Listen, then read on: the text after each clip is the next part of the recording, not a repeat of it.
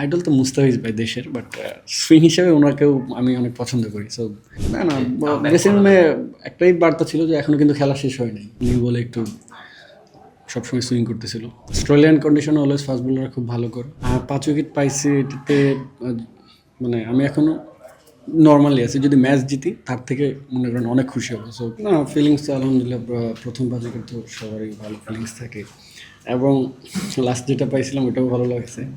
So সবচেয়ে ভালো লাগবে যদি ম্যাচটা জিতি, কারণ লাস্টে তো ওটা হেরে গেছে। সো আমি এখনও চিন্তা করতেছি না যে 5 উইকেট পাইছে খুব হ্যাপি, এরকম না। যদি ম্যাচ জিতি অনেক হ্যাপি হবে।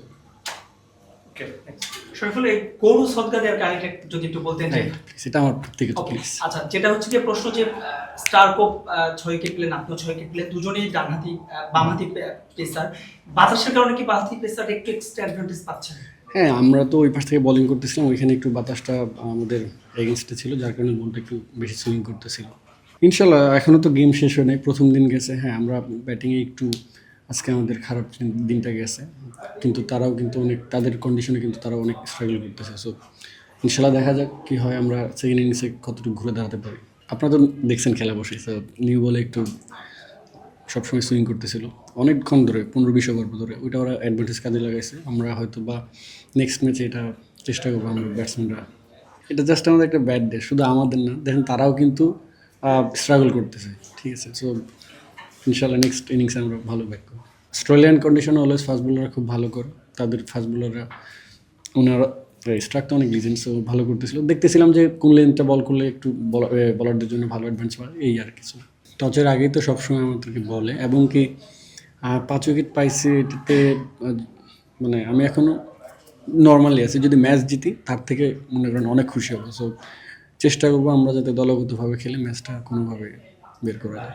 অবশ্যই আমরা এখনও গেমের ভিতরে আছি। সো ইনশাল্লাহ আমরা চেষ্টা করবো সেকেন্ড ইনিংসটা যাতে আমাদের পুরোটা হয়। হ্যাঁ, সবার সাথে ক্যাপ্টেন থেকে বিশেষ করে ব্যাটসম্যানদের সাথে বেশি আলাপ মানে কথা বলছে, কারণ তারা ব্যাটিং করছে, তারা ভালো জানে যে কোন লেন্থের বলটা খেলা একটু কঠিন।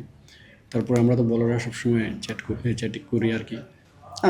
আমরা আমাদের সবারই প্ল্যান ছিল আমরা স্টে বেসিকে থাকবো, যেটা আউটকাম পরে দেখা যাবে।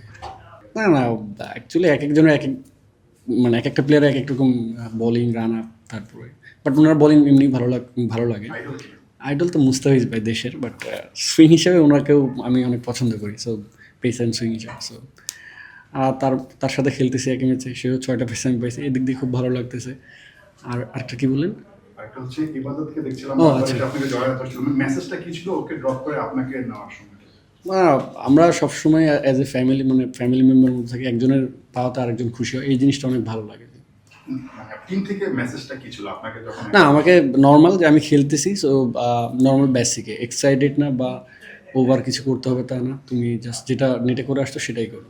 না না, এটা তো কখনো বলে কই না হয় না। উনি আমাকে আউট করছে, আমি চেষ্টা করছি আমার বেস্ট বল করা, তো হয়ে গেছে আলহামদুলিল্লাহ। আর যখন আপনার বাংলাদেশ দল অল আউট হয়ে গেছে তখন ড্রেসিং রুমে আসলে বার্তাটা কি ছিল? না না, ড্রেসিং রুমে একটাই বার্তা ছিল যে এখনো কিন্তু খেলা শেষ হয়নি। I came in Darwin like when match going on second day, then I'm came and I'm joining the team, and I'm feeling great to be part of the win the match. So that's when I play against Australia in our country in ODI, that format is different. So when I came here to play like Test cricket, and I saw lots of videos and I prepare for that to bowl, how to bowl like every batsman. So I got success. That's it.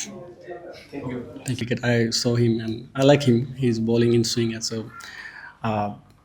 I'm playing with him. So I'm a bit excited, but he got 6 and I also, so it's more happy.